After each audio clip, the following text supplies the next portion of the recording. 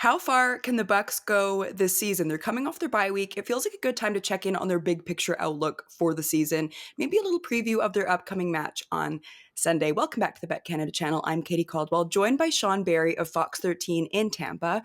So happy to have you back on the show, my friend. Thank you so much. I was beginning to worry that I did such a terrible job the first time I was on this show that you just didn't want me back. And I love being here on Bet Canada.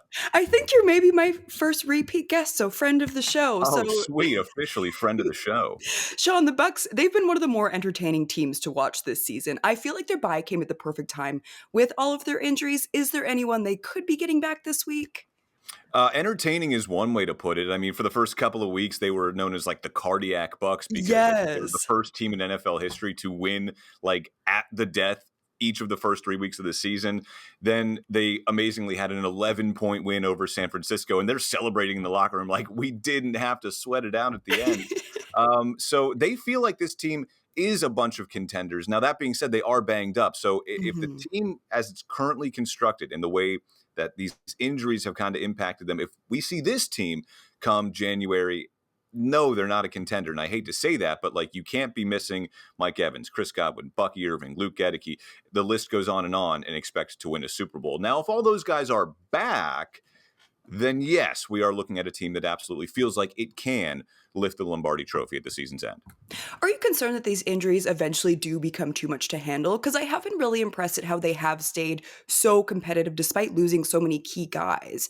We did see them come back to earth a little against the Lions, but then they did have a big bounce back before the bye against the Saints. Yes, it is the Saints, but It is the Saints. They look very much like the Aints again. It's kind of funny you mentioned that. So Todd Bowles, right before the bye week, was asked about you guys lost to the Eagles and lost to the Lions, and you're supposed to be contenders. And he was like, well, we beat both of those teams last year, and it didn't get us anywhere. So maybe now that we lost to them, it will get us somewhere, kind of tongue in cheek. This team, you kind of mentioned it before with the first question. This bye week came at a perfect time. yes. They are injured. They even said, we are tired. We are trying to get guys back. This bye week could not have happened at a better time for the Bucs. And Todd Bowles gave them the entire week off. Get out of the building. Don't come back till Monday type of thing. So I think that this was the perfect opportunity for some rest, for some relaxation. Today, as we're recording this, they are practicing for the first time since their bye week. Still no Chris Godwin dealing with a fibula injury. Still no Bucky Irving dealing with a foot and shoulder injury. So those additions are going to take some time to come back from. And the Bucs, they work their guys back pretty slowly. There is a buildup. You will see them on the practice field. We have not seen them. We haven't heard from them, either of them, in weeks. The good news is they're getting Luke Gedeke back. They just designated him to return to practice. They've opened his 21-day window to return from the IR. So getting, that kind of stable guy back on the O-line for the first time since, week one, that's going to be a big addition for this offense especially. What is the ceiling of this Bucks team this season? A division win feels very much within reach, but how much of a run could they make in the playoffs? Again, I all think that goes back to what does this team look like when we're in postseason or playoffs? This team will be in the playoffs. They are going to, I think I looked on the ESPN predictor. They're second in the NFC for a playoff chance. It's at 92%. Wow. And their odds to win the division are in the 80s. So this team is going to be in the playoffs. What will it look like? Is everyone going to be healthy? Of course not. But are they going to have those pieces back? There is a chance that they could get Mike Evans back despite a broken collarbone. They are hopeful that they'll have Chris Godwin back. Bucky Irving should be back at that point.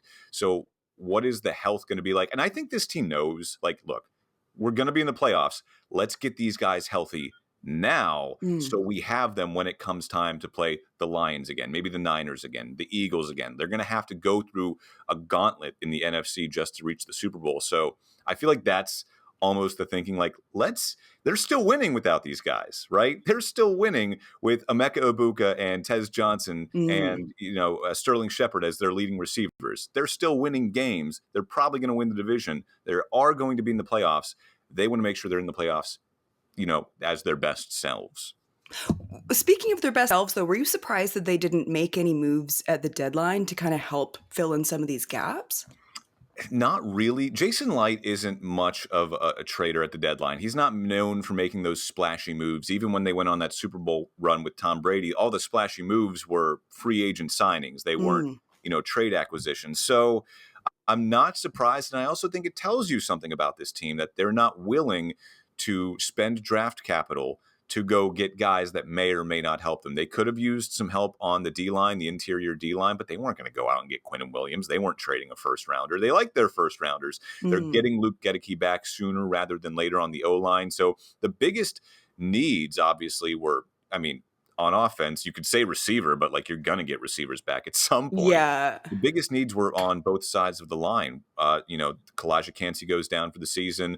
You have Cody Malk out for the season. Luke Gedeke's been out since week 1. So it was a need on O-line and D-line, but you're getting guys back. And also, you look at the D-line, they're top 5 in sacks this year. So it's working right now. Like the Scotch Tape Buccaneers are winning. That's like I said earlier, that's why I've just been so impressed with how they've been able to make it work and work around all these injuries. Does anything feel different to you about this Bucks team as opposed to other teams that you've covered? We've talked about it on our podcast, the Gridiron podcast, before, actually many times. Just Emeka Ibuka, what a fun player to watch. Must be so fun to cover. Baker Mayfield continues to impress year after year. Does this team feel different to you? I think so, in the sense that there is like a genuine belief. It doesn't matter Mm, that they lost to the Eagles, doesn't matter that they lost to the Lions. They know they're going to take their lumps along the way. But man, there is a genuine belief that this team can do something special, and I think it starts with Baker Mayfield. I yeah. could say it starts with Todd Bowles, but I really think like there isn't a guy in that locker room that wouldn't run through a brick wall or directly into a brick wall for Baker Mayfield. And they've said that multiple times, whether they're on defense or offense. Like Baker Mayfield is just the engine of this team, and he's got them humming. I want to look ahead to the Bucks' next matchup. So they're coming off the bye and have to play the red hot Patriots, who have won what, 6 straight. This Yeah. feels like a big test for the Bucks, 2 MVP candidates in Baker Mayfield and Drake May. What do you expect to see in this one?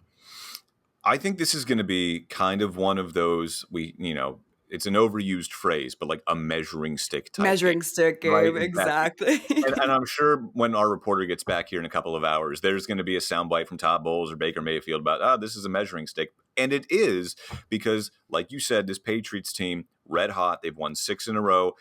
Didn't look the best against Atlanta, and that's obviously an opponent that these two teams have in common. So I think it is going to be a measuring stick, and I think Todd Bowles is looking at this as a challenge because we know he likes to get off or get after the quarterback Drake May, a younger quarterback. So I think Todd Bowles is going to be in his bag. That being said, it's going to revolve around getting after Drake May and stopping that offense. And if they do that, I think the Bucs have a good chance to win. So it's going to be a fun one Sunday here Hmm. at AJ. But I think this is going to tell you a lot about where both of these teams are going. I mean, this is going to be it sucks. It's a 1 o'clock game because I think this is going to be Yeah. a fun one. It's funny, this definitely feels like it could be a primetime one. This is Yeah. one that I definitely have circled for the weekend, and heading into the season, I never would have had this one stand out to me whatsoever. No, I mean the Patriots are sitting there at 7-2. Which can we all lament the fact that like the Patriots are back? Like they were Yes, so right? good for so long, and I feel like look, they deserve their like little time, where they weren't so great, Mac Jones and the Belichick Twilight eras. But like, I mean, just a couple more years before they find a Yes. generational quarterback again. I remember feeling that way as Drake May continued to fall, and then when he landed with the Patriots, I just thought, we can't really do this again right away, can we? And it feels like we're seeing the ceiling of that player, and he's just so impressive and so fun to watch. Let's close it out with a score prediction in this one. Ooh, all I've gone right. back and forth. I've changed my answer so many times. So, yeah, this is going to be a tough one. I know their offense can put up some points. I like the way the Bucs defense has been playing. I mean, shout out Anthony Nelson, who had like a career game against the Saints. That guy, he's fun to watch. And Hassan Reddick, he's injured. I'm gonna go with. I'm gonna say the Bucs win this one.